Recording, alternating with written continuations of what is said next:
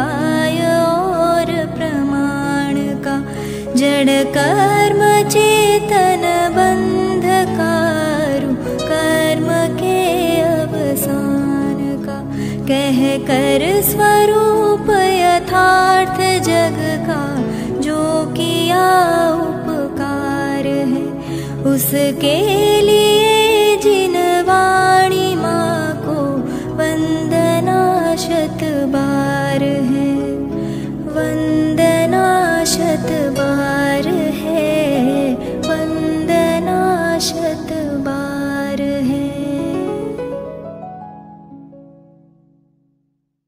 नमो अर्हन्ताणं नमो सिद्धाणं नमो आयरीयाणं नमो भुवज्झायाणं नमो लोये सव्वसाहूणं। मंगलं भगवान् वीरो मंगलं गौतमो गणे, मंगलं कुन्दकुन्दार्यो जैन धर्मोऽस्तु मंगलम्। सर्वमंगलमांगल्यं सर्वकल्याणकारकं, प्रधानं सर्वधर्माणां जैनं जयतु शासनम्। वन्दितु सौवसिद्धे भुवमचलमणोवमं गतिं तत्ते, वोच्छामि समयपाहुर निनमो सुधकेवली गणिदम्। नमः समय साराय स्वानुभूत्या चकासते, चित्स्वभावाय भावाय सर्वभावान्तरच्छिदे। अनन्तधर्मणस्तत्त्वं पश्यन्ति प्रत्यगात्मनः, अनेकान्तमयी मूर्तिर्नित्यमेव प्रकाशताम्।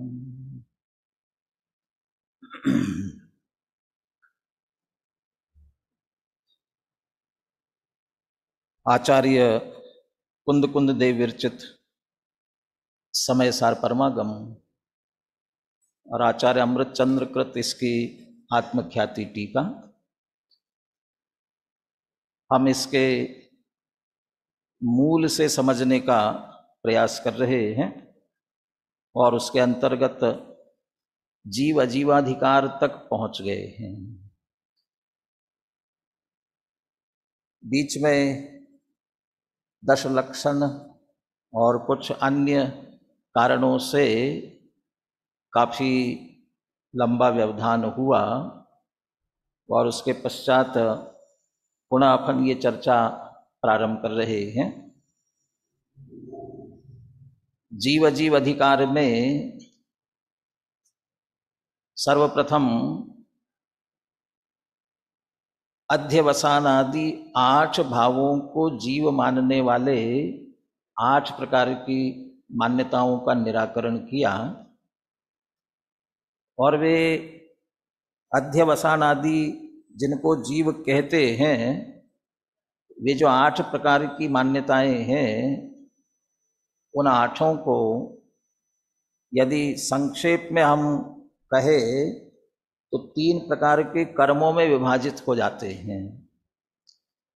जो अध्यवसान आदि भाव रूप है वे भाव कर्म है, उनमें से जो कर्म है वे द्रव्य कर्म के रूप में है, और जो शरीर आदि के रूप में चर्चा की गई है वे नो कर्म है।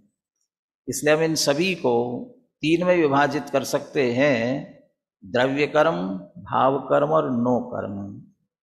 और उन्हीं के जो जैन दर्शन को छोड़कर भारतीय षट दर्शन और उनके साथ में बौद्ध और चार्वाक, इनको मिला करके 6 दर्शन वैदिक और बौद्ध और जैन, बौद्ध और चार्वाक, इनको मिला करके जो 8 प्रकार के मत हैं, उन मत वालों से मिलती जुलती विपरीत मान्यता, उनकी चर्चा 39 से 44 गाथा तक की थी। और साथ में ये कहा था, इस प्रकार से और भी बहुत से मत वाले हैं।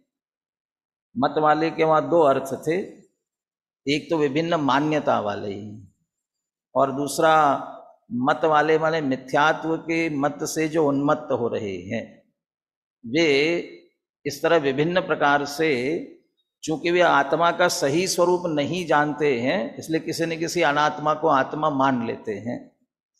फिर उनका निराकरण कर दिया था कि जिनेंद्र भगवान इन सब को पुद्गल द्रव्य से निष्पन्न परिणाम कहते हैं।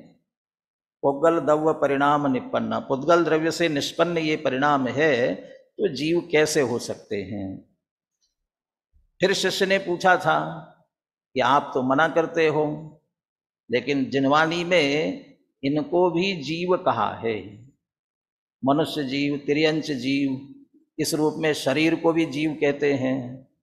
रागी जीव, द्वेषी जीव, इस रूप में भावों को भी जीव कहा जाता है, भाव कर्म को भी जीव कहा जाता है, तो इनको जीव कहते हैं। उसका उत्तर दिया था कि इनको व्यवहार से जीव कहा जाता है, ये वास्तव में जीव नहीं है, व्यवहार से जीव कहा जाता है। और उसकी उपयोगिता भी बहुत अच्छी तरह से तर्क से, युक्ति से स्पष्ट की गई थी। यदि इनको जीव न माना जाए, मनुष्य, तिर्यंच, शरीर सहित जो है एकेंद्रियादिक, इनको जीव न माना जाए, तो भस्म को मसल देने से जैसे हिंसा नहीं होती है, वैसे ये भी जीव नहीं है, तो इनको मसल देने से भी हिंसा नहीं होगी। और राग द्वेष, इनको भी जीव के न माना जाए, तो फिर जीव बंध रहा है, जीव को मुक्त होना चाहिए, ये जो मोक्ष मार्ग का उपदेश है, ये उपदेश भी नहीं बन पाएगा। इसलिए व्यवहार से इनको जीव स्वीकार किया गया।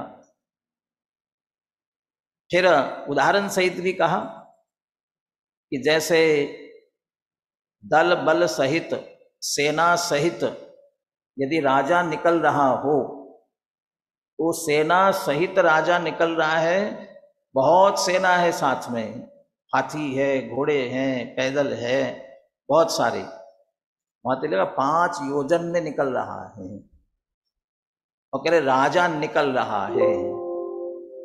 इतनी सारी भीड़ जा रही है और कहा जाता है कि राजा निकल रहा है, माने एक वचन का प्रयोग करते हैं। तो ऐसा क्यों? कहते वो सारे भीड़ में वास्तव में देखा जाए तो राजा एक है, बाकी तो उसकी सेना है, लेकिन सेना में भी राजा का व्यवहार किया जाता है। ऐसे ही द्रव्य कर्म, भाव कर्म, नो कर्म, ये जितना संयोग है, इन सब संयोगों के बीच जीव तो एक है, लेकिन इन सबको भी जीव कहा जाता है। लेकिन वास्तव में देखा जाए तो इन सब के बीच में जीव एक है। फिर 49वीं गाथा में ये पूछा था कि आप तो बार बार बदल रहे हैं, कभी कहते हैं अध्यवसानादि जीव नहीं है, फिर कहते हो कि नहीं उसे भी व्यवहार से जीव कहते हैं, फिर तो आप एक जीव का टंकोत्कीर्ण लक्षण बताओ जो कभी बदले नहीं। एक टंकोत्कीर्ण परमार्थ जीव कैसा है? तो 49वीं गाथा में उस परमार्थ जीव की चर्चा की गई थी। अरस है, अरूप है, अगंध है, अस्पर्श है, अशब्द है, अलिंग ग्रहण है, अनिर्दिष्ट संस्थान है और चैतन्य गुण से युक्त है, चेतना लक्षण वाला है, वह परमार्थ जीव है। इस रूप में जो प्रसिद्ध गाथा है, अरसम अरुवम गंधम अवत्तम चेतना गुणमसद्दम जान अलिंग गहणम जीवमणिदिट्ठ संखाणम। इस 49वीं गाथा के माध्यम से परमार्थ जीव का लक्षण कह दिया था। और इस गाथा की टीका, चूंकि ये जिनागम की सबसे महत्वपूर्ण गाथा है, इसलिए अमृतचंद्र आचार्य ने इसकी टीका भी बहुत विस्तृत लिखी है। उसकी चर्चा विस्तार से अपन कर चुके थे, यहाँ तक की चर्चा हो चुकी थी। अब 49 के बाद कौन सा नंबर आएगा? 50। लेकिन अकेला 50 नहीं है, 50 से लेकर 55, 50 से लेकर के 55, माने कितनी गाथाएं हुई? कितनी गाथाएं? 50 से 55 तक 6 गाथाएं हुई, तो 6 गाथाओं का एक साथ समूह है।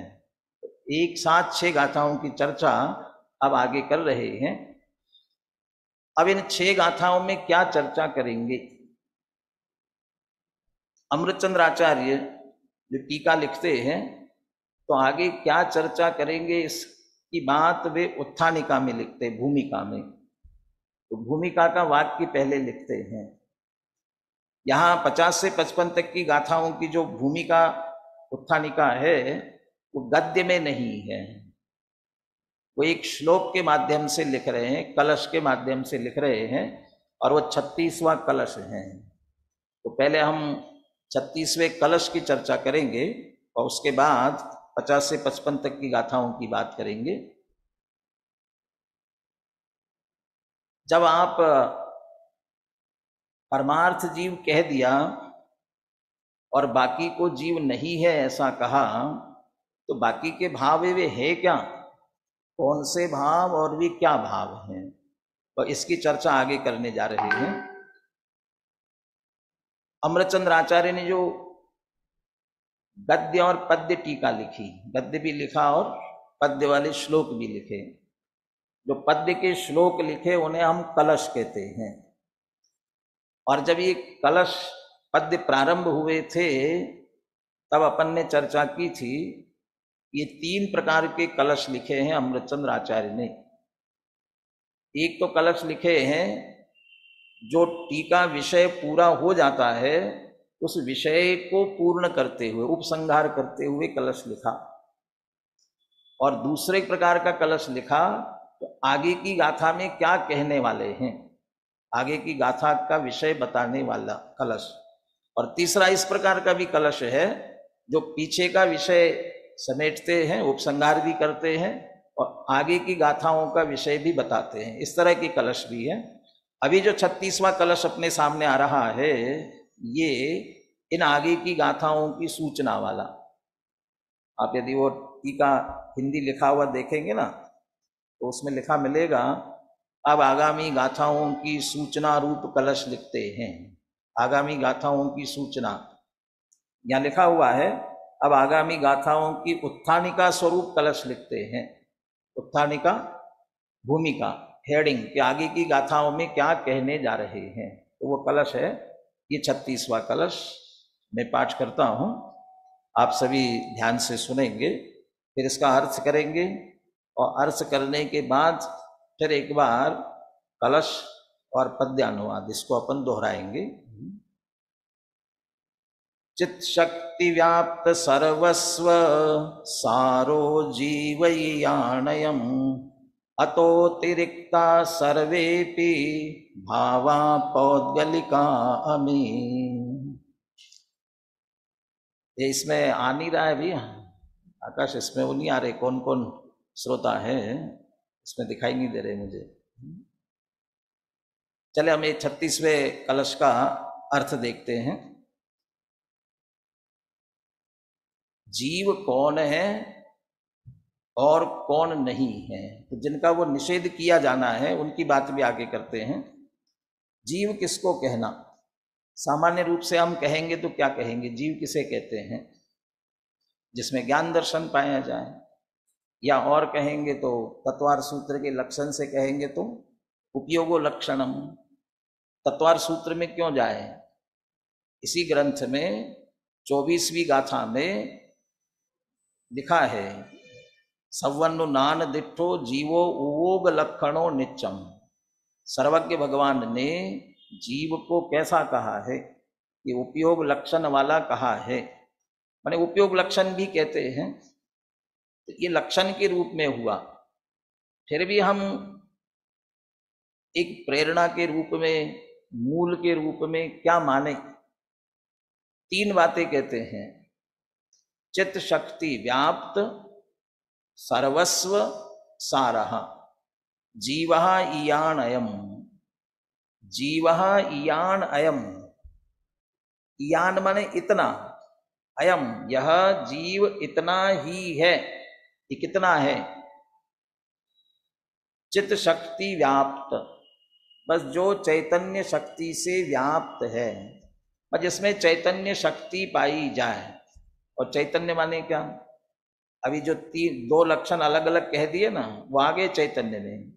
चैतन्य माने ज्ञान दर्शन, और उसको ही उपयोग कहते हैं, ज्ञानो उपयोग दर्शनो उपयोग। इसलिए चैतन्य कहो, ज्ञान दर्शन कहो, चाहे उपयोग कहो, एक ही बात है। तो चित्त शक्ति व्याप्त, चैतन्य शक्ति से व्याप्त है, बस वह जीव है।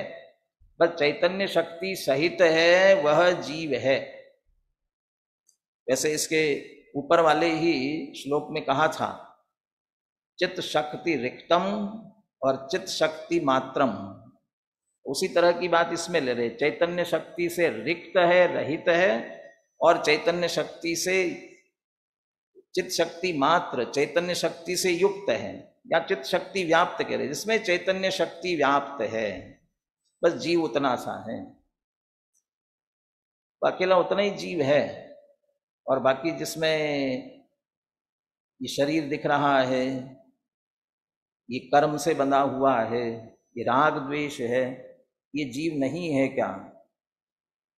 ये उनमें चैतन्य शक्ति है कि नहीं देखो। यदि उनमें चैतन्य शक्ति नहीं है तो फिर वह जीव नहीं है। कदाचित व्यवहार से पहले जीव कहा हो, प्रयोजन के लिए जीव कह दिया हो, लेकिन वास्तव में वह जीव नहीं है। वह चैतन्य शक्ति है तो जीव है। अब शरीर में चैतन्यपना है कि नहीं है? चोटी काट के देख लो, चैतन्यपना है कि नहीं है। अपने आप को काटना, दूसरे को मत काटना। तो है कि नहीं है? अरे इसमें चैतन्य स्वरूप आत्मा है, वो उसके चैतन्यता के कारण से वह वेदन में आ रहा है, इसके कारण से वेदन में नहीं आ रहा है। अभी अभी तो कहा ना, अरस है, अरूप है, अगंध है, ये तो दिख रहा है, स्पर्श रस गंध वर्ण वाला है, तो चैतन्य कैसे हो सकता है? तो चैतन्य शक्ति से व्याप्त नहीं है। अच्छा, ये तो दिख रहा है इसलिए चैतन्य शक्ति से व्याप्त नहीं है। कर्म तो हमको दिखाई नहीं देते हैं, कर्म तो दिखते नहीं हैं, तो वे तो चैतन्य होंगे कि कर्म भी पौद्गलिक कर्म है, जड़ है। ये तो हमारे इंद्रियों की कमजोरी है जिसके कारण से दिखते नहीं हैं, लेकिन है वे जड़ ही, पुद्गल के ही पौद्गलिक कर्म ही है। जब वे पुद्गल के हैं, पुद्गल की वर्गणा कार्मन वर्गणा वाले, तो उसमें चैतन्य शक्ति कैसे हो सकती है? अब राग द्वेष मोह भाव कर्म, ये इसमें तो होगा ना चैतन्यपना। ये तो जीव के भाव है। अध्यात्म की दृष्टि से, निश्चय की दृष्टि से, ये राग द्वेष के परिणाम भी, मोह राग द्वेष के परिणाम भी, भाव कर्म भी, जिसको अध्यवसान भाव कहा गया पीछे, ये भी पुद्गल कर्म के उदय से होते हैं। और जड़ का लक्ष्य करने से राग होता है, पुद्गल का लक्ष्य करने से होता है, इसलिए वे भी पुद्गल हैं। रागादि विकारी भाव भी पुद्गल हैं, और जब ये पुद्गल है तो उसमें चैतन्य शक्ति कैसे हो सकती है? इसलिए ये जो अध्यवसानादिक भाव कहे गए, उनमें किसी में भी चैतन्य शक्ति नहीं है। और जिसमें अब क्या बचा? जब देह नहीं, कर्म नहीं, मोह राग द्वेष के परिणाम नहीं, तो फिर क्या बचा? और उसके बाद जो बचा वही तो जीव है। तो क्या बचा? अनंत गुणों का अखंड पिंड जो आत्मा अंदर है वो बचा। अब वे जो अनंत गुणों का अखंड पिंड रूप जीव द्रव्य है, जीव है, उसमें चैतन्य शक्ति है कि नहीं है? तो वे जो अपने अनंत गुण है उनमें चैतन्य शक्ति व्याप्त है, वो सब चैतन्य में है। इसलिए चित्त शक्ति से व्याप्त वो जीव, बस उतना जीव है, बाकी हमारे लिए कोई जीव नहीं है। जीव है भी नहीं। हमारा जो प्रयोजन है, हम आत्म कल्याण करना चाहते हैं, सम्यक दर्शन की प्राप्ति करना चाहते हैं, मोक्ष मार्ग पर आगे बढ़ना चाहते हैं, तो उसके लिए इतने ही जीव का लक्ष्य करेंगे, आश्रय करेंगे तो होगा। बाकी किसी को जीव मान करके लक्ष्य करेंगे तो नहीं होगा। इसलिए इयानयम, जीव इतना ही है। और दो बातें और कहते हैं, चित्त शक्ति व्याप्त सर्वस्व, इस जीव का यही सर्वस्व है, इसके अलावा और कुछ नहीं है। अभी हम देह की बात करें, इसकी कीमत कब तक है कि जब तक इसमें जीव है, प्राण है, तब तक इसकी कीमत है। तो इसका सार क्या है कि इसमें रहने वाले जो प्राण है वो इसका सार है। और प्राण निकल गया तो, प्राण निकल गए तो ये किसी काम का नहीं है, फिर तो ये मुर्दा है। इसीलिए जल्दी से जल्दी ले जाओ, जल्दी से जल्दी इसका क्रियाकर्म कर दो, ऐसा कर देते ना, तो ये फिर किसी काम का नहीं है। तो इसके प्राण जैसे इस शरीर के प्राण हैं, जीवन के प्राण हैं, ऐसे ही जीव का प्राण क्या है, जीव का सर्वस्व क्या है कि चैतन्यपना। कि क्यों कि जीव में से चैतन्यपना निकाल लो। आप शक्कर खाते हो, क्यों खाते हो, इसके लिए खाते हो। कभी भोजन में बहुत ज्यादा तीखा हो गया, बहुत मिर्ची लगने लगी, तो क्या कहते हो, थोड़ा सा मीठा लाओ। मीठा कुछ नहीं है, लड्डू पेड़ा बर्फी नहीं है, तो शक्कर ही दे दो, तो आप शक्कर खाते हो। क्यों, क्योंकि मीठी है। और शक्कर में से मिठास निकल गई तो, मिठास नहीं है शक्कर में, तो क्या फिर उसको शक्कर कौन कहेगा। जैसे उसका मिठास सर्वस्व है, मिठास से उसकी पहचान है, ऐसे जीव की पहचान किससे कि चैतन्य शक्ति से, चित्त शक्ति। यदि चित्त शक्ति निकल गई जीव में से तो जीव क्या बचा। तो जीव में और इस जड़ में क्या अंतर रहेगा, जीव है और जड़ एक सा है। इसलिए कहते हुए चैतन्यपना इसका सर्वस्व है। चैतन्यपना निकल गया तो कुछ नहीं बचा, इसलिए सर्वस्व है। और चूंकि वह सर्वस्व है, उसके लक्ष्य से ही जीव की पहचान होती है। उस रूप से ही हम जीव को माने, जीव को पहचाने, तो हमारे सम्यक दर्शन, मुक्ति का मार्ग प्रारंभ होता है और मुक्ति की पूर्णता होती है। इतना स्वीकार करने से, इसलिए वह सर्वस्व है और वही सारभूत, वह इतना सा सार है। बाकी और कुछ जाने, बहुत अधिक विस्तार में जाए कि न जाए जरूरी नहीं है, इतना जानना जरूरी है, इसलिए सार है। तो चैतन्य शक्ति से व्याप्त है उतना ही जीव है, वही जीव का सर्वस्व है और वही सारभूत है। और जब ये सारभूत है, यही जीव है, तो फिर ये जो बाकी का संयोग है ये क्या है, बाकी ये सारा संयोग ये क्या है। तो दूसरी पंक्ति में कहते हैं अतो अतो अतोतिरिक्ता, अतः अतिरिक्ता, इससे जो अतिरिक्त है, सर्वेपि भावः पौद्गलिका अमी, अमी सर्वेपि भावः पौद्गलिका, ये बाकी के सारे जितने भाव है वे सब पौद्गलिक ही हैं, वो पुद्गल जन्य हैं। तो कौन से भाव, तो देख लो ये सभी। अब अमी जो शब्द दिया ना, ये भाव, तो ये कौन से भाव, तो वे जो 50 से 55 तक की गाथाओं में कहने वाले वे भाव। और वे भाव, उन सब भावों को गाथा में कहेंगे, ये जीव के नहीं, ये जीव के नहीं, ये जीव के नहीं। तो ये 6 गाथा में बस यही चर्चा आएगी, ये जीव के नहीं, ये जीव के नहीं। तो क्यों नहीं, तो 2 बातें। एक तो जीव वही है चैतन्य शक्ति से व्याप्त, और चूंकि इनमें चैतन्य शक्ति नहीं है इसलिए जीव के नहीं है। तो फिर है क्या ये, कहते अमी सर्वेपि भावः पौद्गलिका, ये सारे भाव पौद्गलिक है, पुद्गल जन्य है, पुद्गल से उत्पन्न हुए हैं, पुद्गल में ही है, तो उनको पुद्गल में जानो। और इन गाथाओं में सबसे अंत में कहने वाले भी है ये पुद्गल द्रव्य के परिणाम है, इस रूप में कहेंगे। तो ये अगली गाथा के उत्थानिका के रूप ये कलश है। सुनील जी है, आकाश, आकाश सुनील जी है क्या। हाँ, तो ये कलश और पद्यानुवाद का पाठ भी कर लें।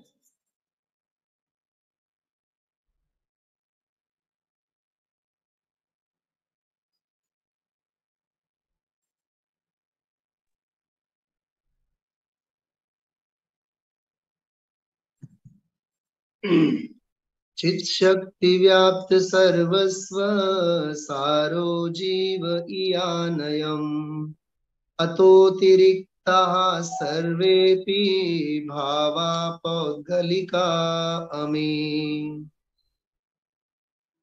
चित्शक्ति सर्वस्व जिन केवल वे हैं जीव उन्हें छोड़कर और सब पुद्गलमयी अजीव। अजीव भी कहा और उन सबको पुद्गल में भी कह दिया, पुद्गलमयी अजीव। उन्हें छोड़कर और सब, तो और सब माने कौन से भाव? अब उनकी बात इसमें 50 से 55 तक की गाथाओं में करते हैं। आज की जो अपनी चर्चा चलेगी वो ज़्यादातर कौन सा कहना चाहिए, या तो वाचना नाम का स्वाध्याय, और जिन्होंने पहले पढ़ लिया होगा उनके लिए आमनाय नाम का स्वाध्याय, पाठ नाम का स्वाध्याय होगा। क्यों होगा?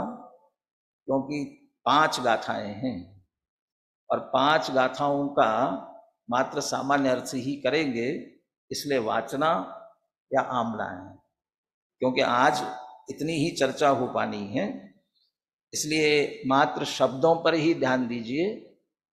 उन शब्दों का क्या विशेष अर्थ है और उनके भेद प्रभेद क्या है, वो सब विस्तार से चर्चा टीका में आएगी। वो अगले माने कल जब उस टीका की चर्चा करेंगे तब उसमें विस्तार में जाएंगे, इसलिए आज इतनी ही चर्चा आएगी। अब चूंकि हम मूल से बात कर रहे हैं, इसलिए मूल आचार्यों के शब्द क्या, वो हमारे कान पर पड़ना चाहिए, ख्याल में आना चाहिए। और जब 49 गाथाएं पढ़ ली हैं तो प्राकृत के बहुत से शब्द भी ख्याल में आने लगे, तो बहुत सा भाव तो गाथा पढ़ने से भी ख्याल में आ जाना चाहिए, आ जाता है। तो सभी को गाथा पर से भी अर्थ लेने का प्रयास करना।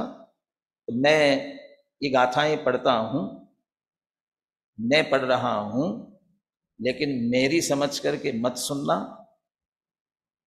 आचार्य कुंद देव की गाथाएं हैं, आचार्य कुंद देव के शब्द है, वो मान करके, वो समझ करके सुनना, उतनी श्रद्धा से, उतनी भक्ति से, उतनी भावना से। और ये आप सामने बैठे आपके लिए अकेले नहीं कह रहा हूँ, जो सुन रहे उन सबके लिए भी कह रहा हूँ।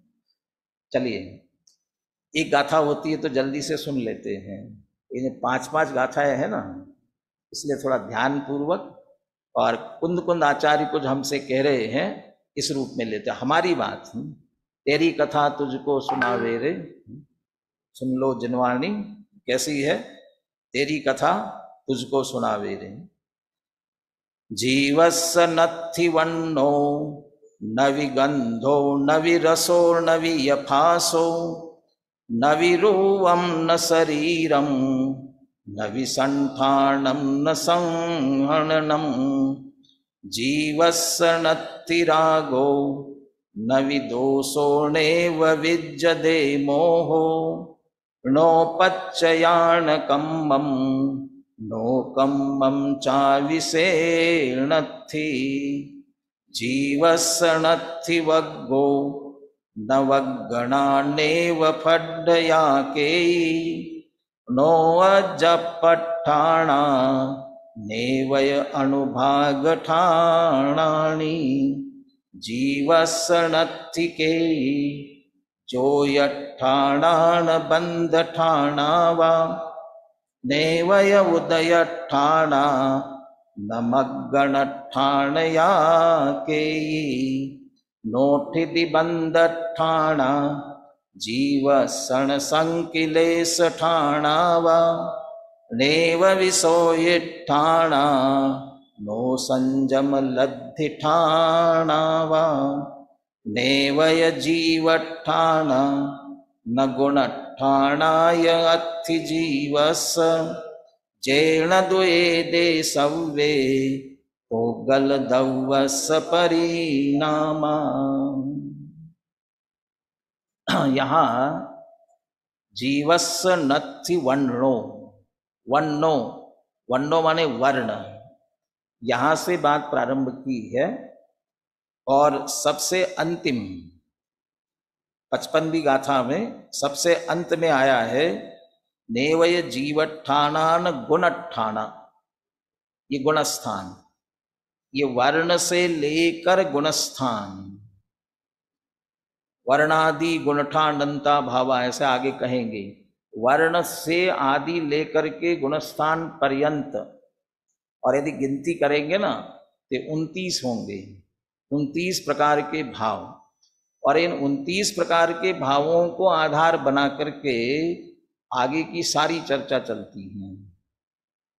इसलिए एक तरह से आधार रूप से हैं ये 29 प्रकार के भाव। यहाँ चूंकि जीव अजीव अधिकार है, इसलिए इस अधिकार में कह रहे हैं ये 29 प्रकार के भाव जीवस्य नत्थि, माने जीव के नहीं है। तो जीव के नहीं है तो किसके हैं? अजीव के हैं। मुख्य रूप से पुद्गल के कह रहे हैं जीव नहीं है अजीव है, तो जीव अजीव अधिकार, इसलिए जीव नहीं अजीव है, इन सबको कह रहे हैं। अगला अधिकार कौन सा आएगा? अगला अधिकार आता है कर्ता कर्म अधिकार।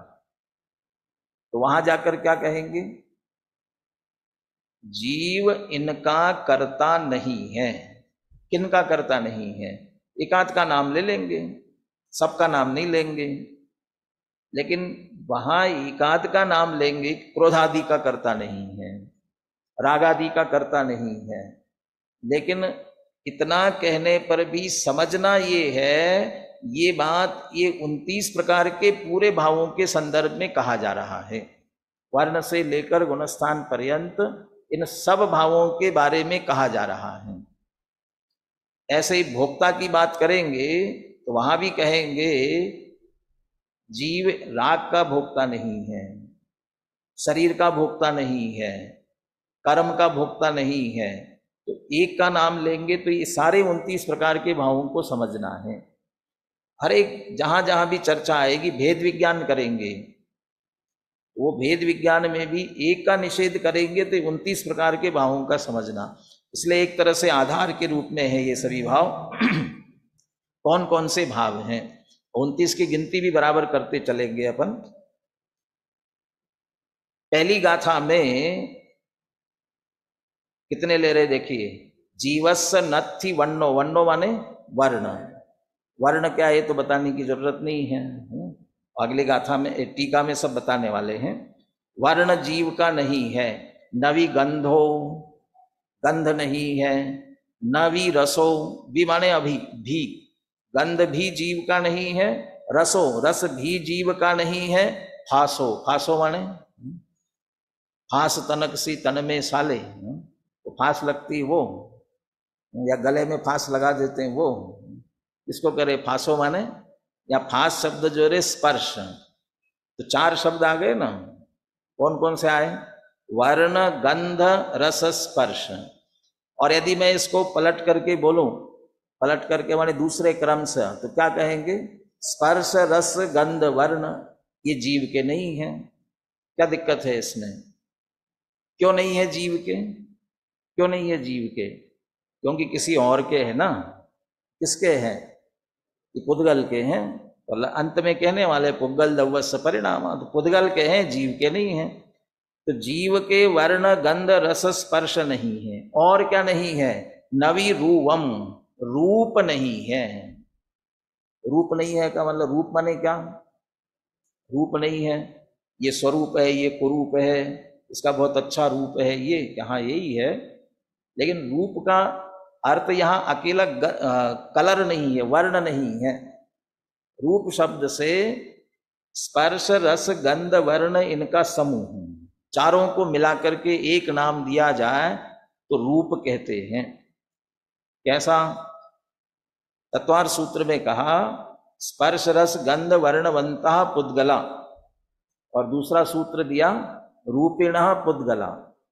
एक बार कहते स्पर्श रस गंध वर्णवंता, एक बार कहते रूपिणः, माने रूपी शब्द में स्पर्श रस गंध वर्ण चारों शामिल होते हैं। तो ऊपर भेद से कह दिया ये चारों नहीं है, और चारों का मिलकर के जो रूप कहते हैं वह भी नहीं है। यदि स्पर्श रस गंध वर्ण रूपादिक हो तो होते किसमें हैं? यदि जीव के साथ कदाचित होते भी है तो किसमें होते हैं? कि शरीर में होते हैं। तो न शरीरम, शरीर भी जीव का नहीं है। जहां देह अपनी नहीं, तहां न अपनों कोई, घर संपत्ति पर प्रकट है, पर है परिजनों, तो सब भिन्न ही है। शरीरम, शरीर भी जीव का नहीं है। जब शरीर जीव का नहीं है तो नवी संठानम न संहरणम, संस्थान, इसका जो आकार है, ये भेद प्रभेद बताएंगे आगे कौन कौन से संस्थान होते हैं। हमारे जो भगवान होते हैं ना, उनका सम चतुरस्र संस्थान होता है, बिल्कुल व्यवस्थित। हमारा तो आकार चाहे जैसा होता है, लेकिन वो जैसा भी हो वो है तो शरीर का, तो संस्थान भी जीव का नहीं है। और संहनन, संहनन माने हड्डियों की रचना, अंदर हड्डियां कैसी है, मजबूत है कितनी, कैसी, वो संहनन, वह भी जीव का नहीं है। न संहननम, कितने हो गए? वर्ण गंध रस स्पर्श, 4 हो गए। और नीचे की पंक्ति में रूप, शरीर, संस्थान और संहनन, ये जीव के नहीं है। अभी अपन ने चर्चा प्रारंभ की थी, तब ये कहा था चाहे अध्यवसान आदि 8 प्रकार के भाव कहो, लेकिन उन सबको संक्षेप में कहा जाए तो 3 में बांट सकते हैं। किन किन में बांट सकते हैं? द्रव्य कर्म, नो कर्म और भाव कर्म। अभी जो 8 भेद लिए, जिनको जीव नहीं है ऐसा कहा, कि इन सबको भी हम 3 में बांट सकते हैं। तो यदि ये इनको बांटा जाए तो किस में जाएंगे? द्रव्य कर्म, नो कर्म, भाव कर्म में से किस में जाएंगे?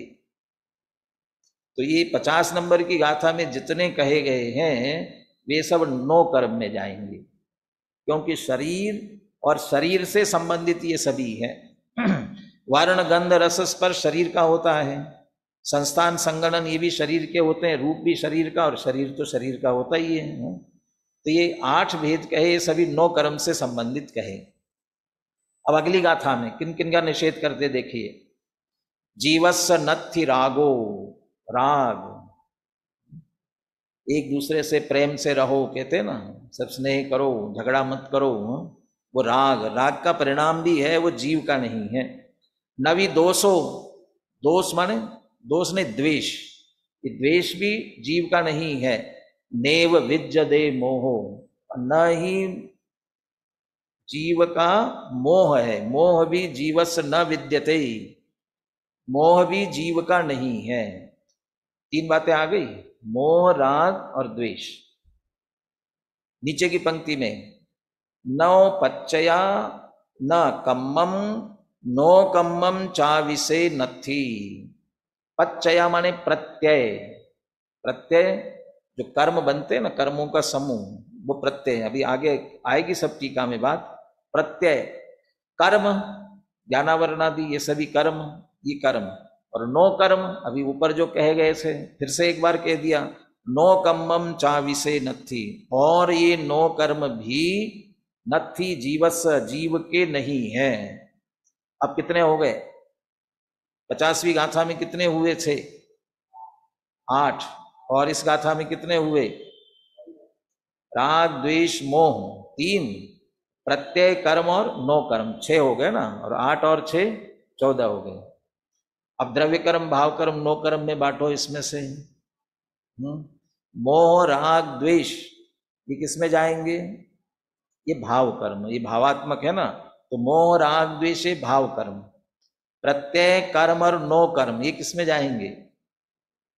कर्म तो द्रव्य कर्म है ही, और जो प्रत्यय होते हैं वे कर्म के ही होते हैं, इसलिए वह भी द्रव्य कर्म में जाएगा। और नो कर्म, वो नो कर्म है ही, शरीर आदि नो कर्म। चलिए 2 गाथाएं होगी। 52वीं गाथा। और क्या क्या जीव का नहीं है? जीवस्य नत्ति वग्गो, वर्ग जीव का नहीं है। आप कौन से वर्ग के हो?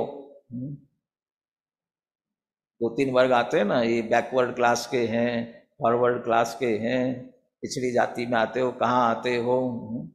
यहाँ जो वर्ग कह रहे हैं वो वर्ग वो कर्मों से संबंधित है। वर्ग वर्गणा, उद्गल की वर्ग वर्गणाएं होती है, उससे संबंधित है। वर्ग वर्गणा। मैं बोल रहा हूं, आपके पास तक आवाज आ रही है, ये भाषा वर्गणा होती है। ये आपका शरीर बना है, आप आहार ग्रहण करते हो ना, अकेले आहार ही नहीं और भी वो सब आहार वर्गणा कहलाती। तो शरीर बना हुआ आहार वर्गणा से। ये सब पुद्गल की जितनी रचना है वह सब वर्गणा, वर्गणाओं से बनी है, इसलिए वर्गणा। देव फड्डया केई, फड्डया माने स्पर्धक, ये कर्मों के समूह होते हैं, उनके स्पर्धक कहलाते। घाती अघाती, घाती कर्मों के स्पर्धक, अघाती कर्मों के ये स्पर्धक। तो वर्ग वर्गणा स्पर्धक। जीवस्य नत्थि, एक बात चल रही है, जीव के नहीं है। और क्या क्या जीव के नहीं है? नो अज्जप पट्ठाना, ये क्या है? अभी प्राकृत शब्द है इसलिए अटपटा लग रहा है। अब इसका संस्कृत शब्द बताएंगे तो बहुत आसान लगेगा। अध्यात्म स्थान, अज्जप पट्ठान बने अध्यात्म स्थान, अध्यात्म के परिणाम। लेकिन यहां जो अध्यात्म के परिणाम है ना, ये आत्मा से संबंधित वाले नहीं है, क्योंकि जीव के नहीं है कहा जा रहा है। अध्यात्म स्थान भी जीव के नहीं है। तो कौन से अध्यात्म स्थान? जो अध्यात्म के नाम पर और जो कुछ किया जाता है और जिन्हें अध्यात्म समझा जाता है, वे अध्यात्म स्थान। तो क्या क्या करते हो अध्यात्म के नाम पर? लौकिक में तो ये कहा जाता है भैया जीवों की सेवा करो, सबको मदद करो, ये सेवा करना ही धर्म है। और जो बहुत सेवा करता है ये बहुत आध्यात्मिक माना जाता है, इस तरह का करने वाला, दया वाला, सेवा करने वाला, तो ये इसको अध्यात्म के नाम। वो जो दया का परिणाम आ रहा है वो मंद राग का परिणाम है, और राग जीव का नहीं है, इसलिए ऐसा अध्यात्म स्थान जीव का नहीं है।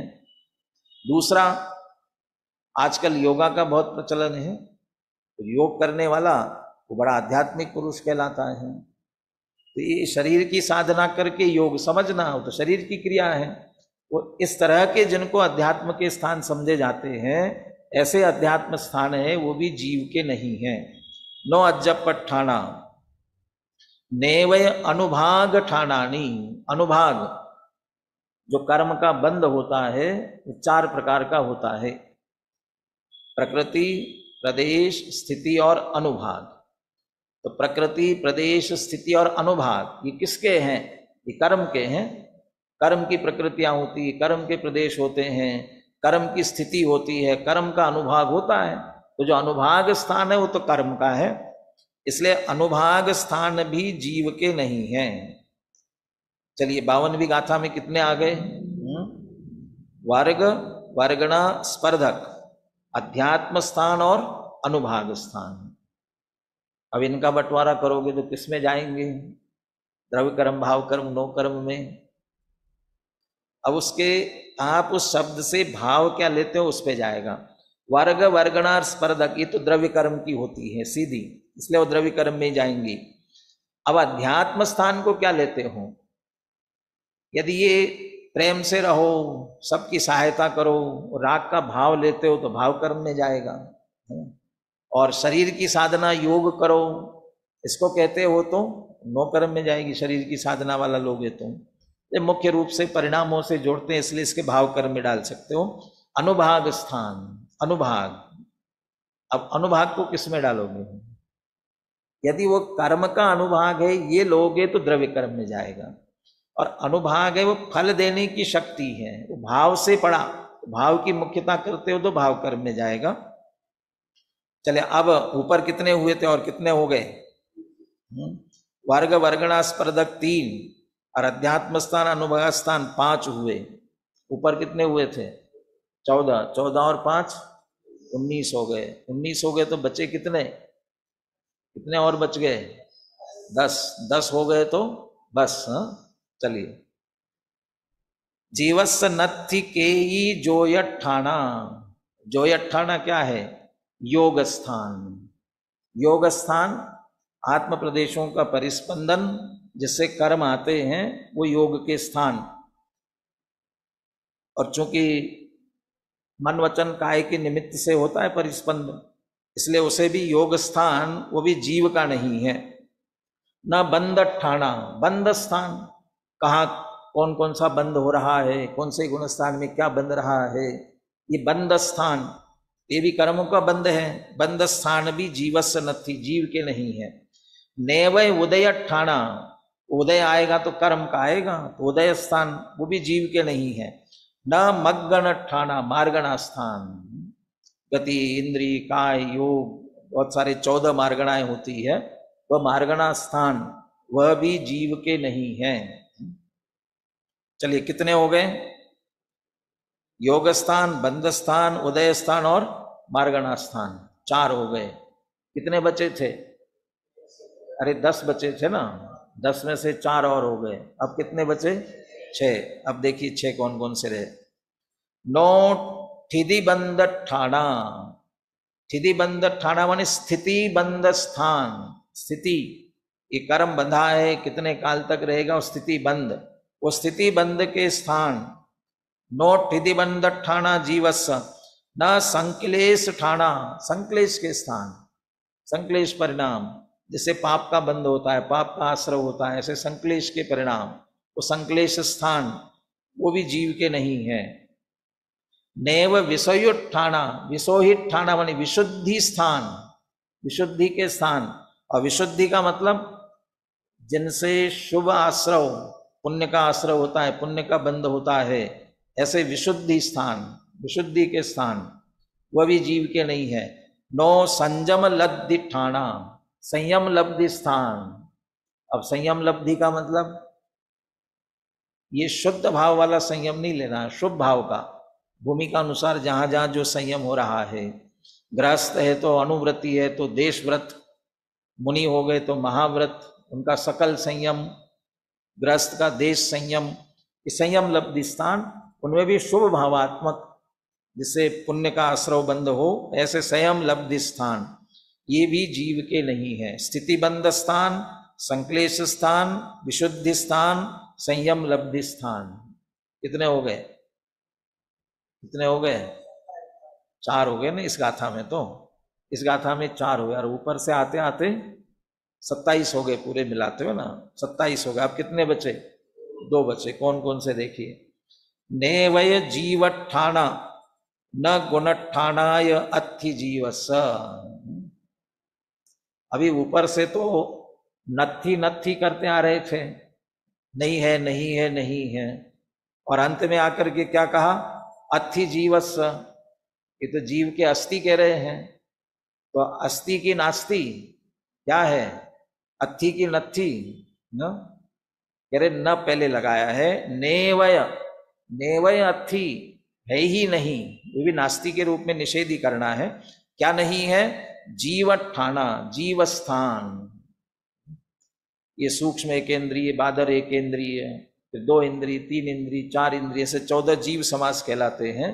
तो 14 जीव समास, जीव स्थान, वे भी जीव के नहीं है। अब बताओ, जीव स्थान कह रहे हैं और जीव के नहीं है। जीव स्थान, जीव स्थान तो कह रहे हैं, परंतु वे सब शरीर के आश्रित वाले हैं, 1 इंद्रिय 2 इंद्रिय, इस रूप में उनका परिचय करा रहे हैं, इसलिए वे भी जीव के नहीं है।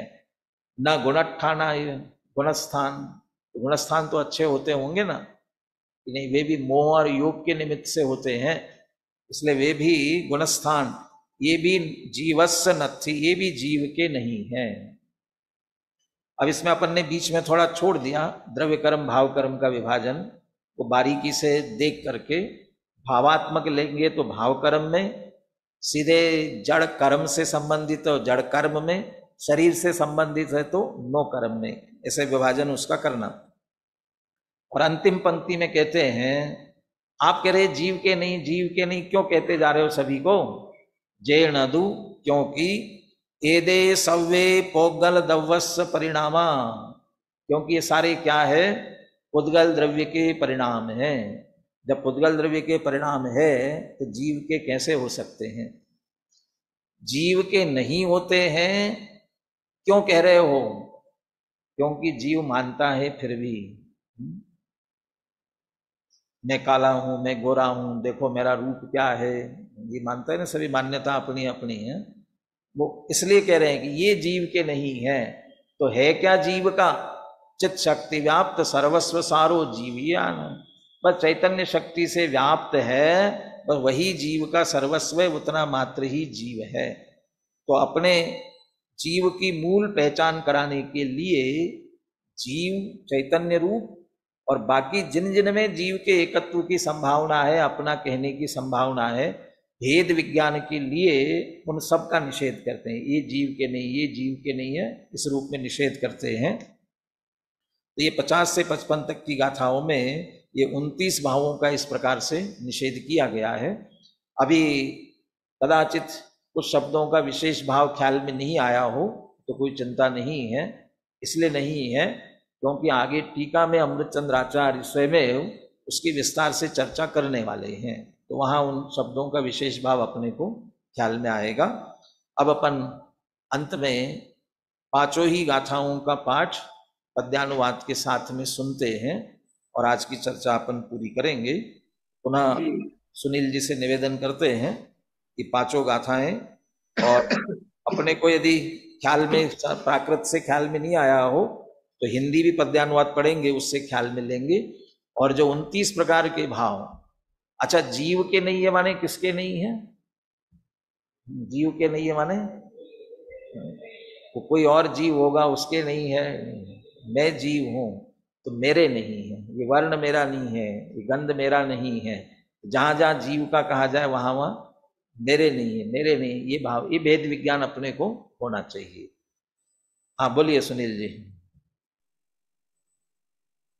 जीवस्सणथि वर्णो न विगंधो न विरसो न वियपासो न विरूपं न शरीरं न विसंठाणं न संहरणं जीवस्सणथि रागो न विदोषो नैव विद्यते मोहो नोपच्चयाणकम् लोकम् चाविषेणति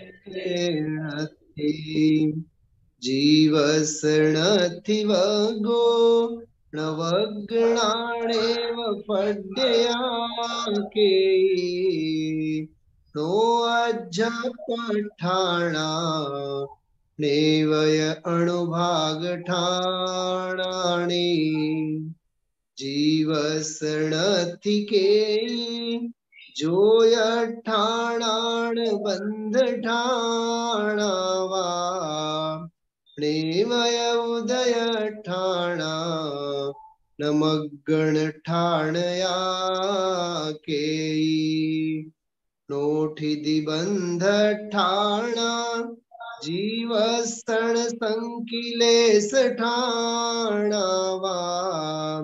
नेव विसोहिठाणा नो संजमलतिठाणावा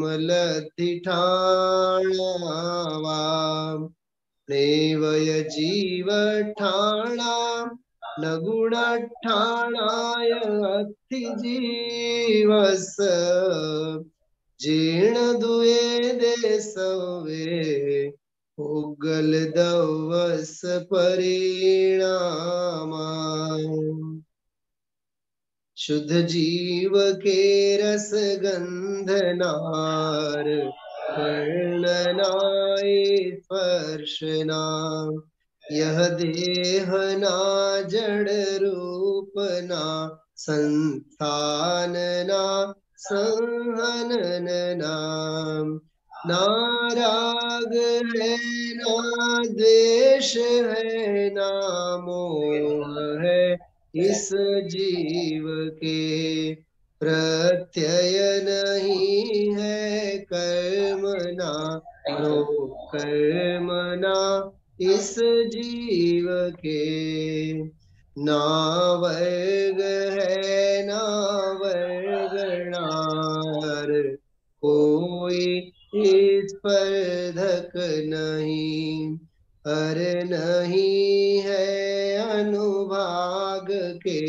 अध्यात्म के स्थान भी योग के स्थान नहीं अर बंध के स्थान ना उदय के स्थान नहीं अरे मार्गणा स्थान नाम।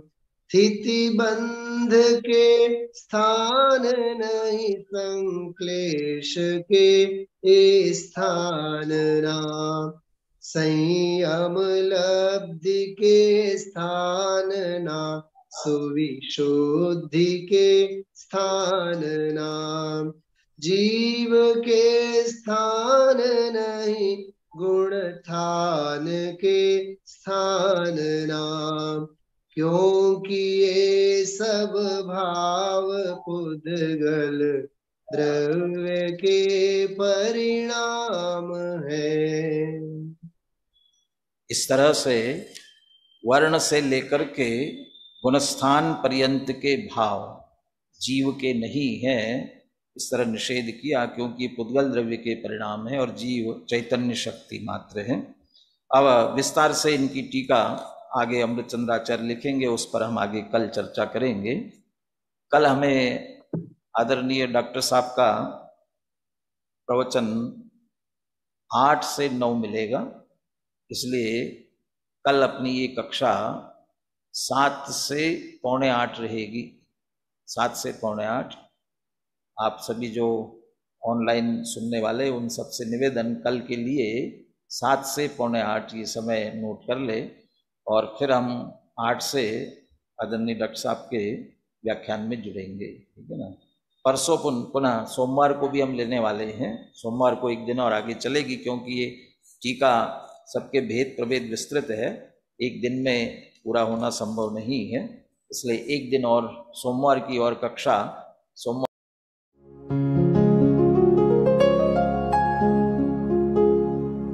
निज निधि निज में बताए यह अनंत उपकार है, उसके लिए जिन वाणी माँ को वंदना शत बार है, वंदना शत बार है, वंदना शत बार है।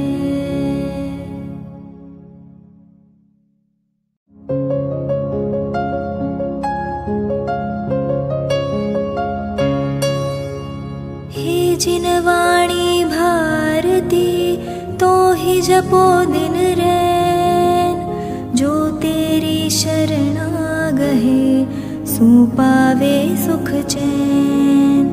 जा वाणी के ज्ञान ते सूझे लोकालोक, सो वाणी मस्तक नवो सदा देत हो ढोक, सदा देत हो ढोक।